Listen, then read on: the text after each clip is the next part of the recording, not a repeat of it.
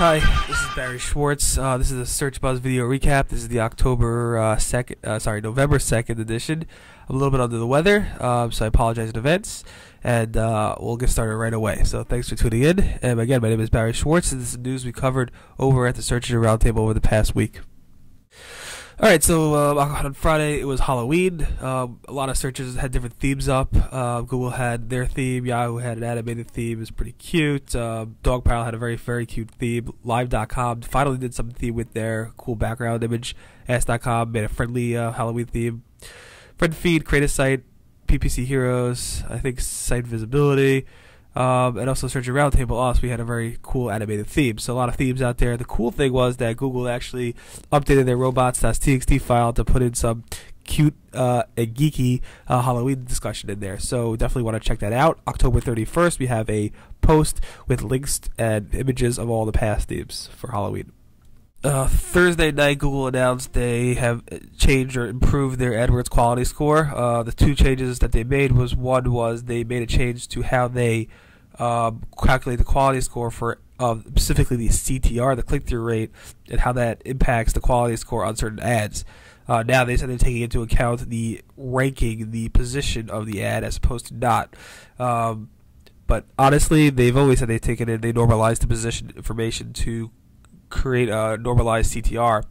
I'm not sure if I can explain this correctly, but you should definitely take a look at the October 31st post at seroundtable.com to see all the details in terms of this change. In addition to that CTR change, you actually made a change to the promotion algorithm, the algorithm that actually determines when an ad should be promoted to the top above the organic results. I'm not going to get into the details of how that works, but they actually made it easier for certain ads to get to the top results now. Interestingly enough, supposedly Google always normalized the ad position, so I'm not sure what's going on exactly. Hopefully I'll be able to update you when I get a response from Google. Again, October 31st, seroundtable.com. Last week, Google announced, or didn't really announce, they basically said they have now a new feed option for Google Alerts. You can actually get RSS feed alerts with the Google Alerts. So all you got to do is go to Google Alerts and click on Manage Feeds, and then there's an option for email alerts, and there's an option for feed alerts. It's pretty cool. It works pretty well. It's not RSS search in terms of auto discovery of the search results, but it's a closer step to getting web search results via RSS at Google.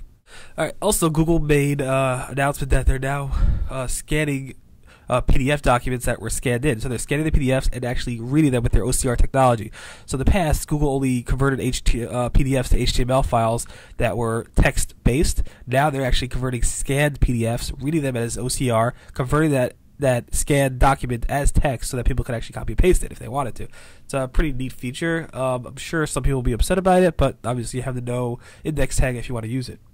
Another time this week, it's the end of the month, and Google pays out their publishers, but again, Google has paid out their Indian publishers the wrong exchange rate. I think it might have been a reporting glitch. They fixed it literally about 24 hours after it was discussed. There's tons of threads about it. I posted about it on October 29th. In addition, a lot of publishers are upset about the exchange rates. Exchange rates are pretty much very, very back and forth these days with the economy. And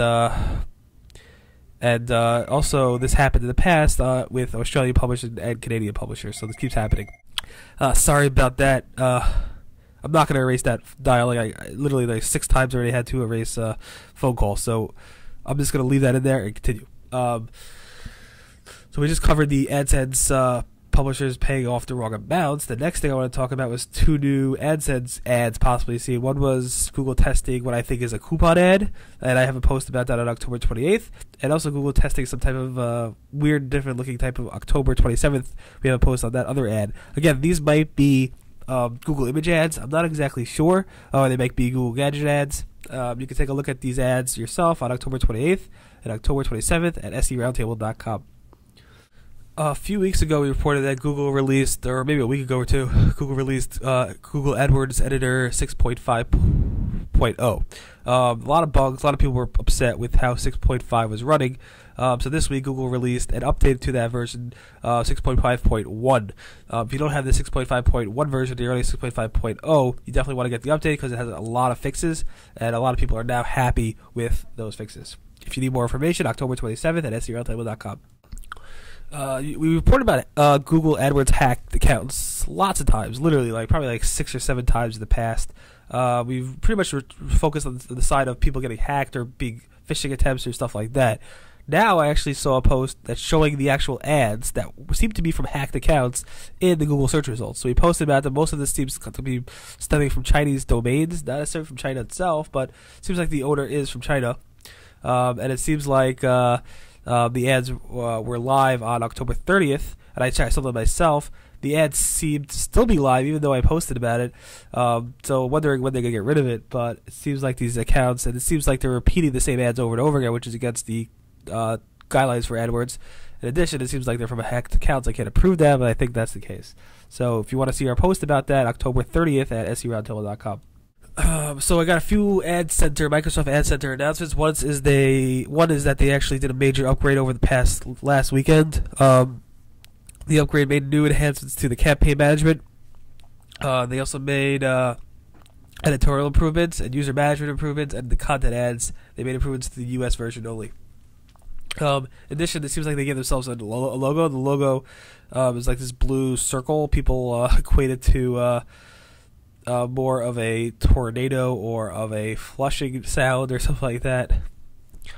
But what we noticed on October 31st was that Ad Center has announced that they're dropping their support hours on Sunday for U.S. advertisers. So U.S. advertisers who have a question on Sunday, they're dropping their email and their phone support, so you no longer get support on Sunday. They do have support Monday through Saturday, but again, they dropped it on Sunday. Last week, Google had their third ever webmaster chat session where webmasters could go dial in and listen to presentations and view and ask questions and get answers from Googlers. So they posted their recap. I have links to it on October 30th at seroundtable.com. There's a link to all the presentations. There's 3 presentations.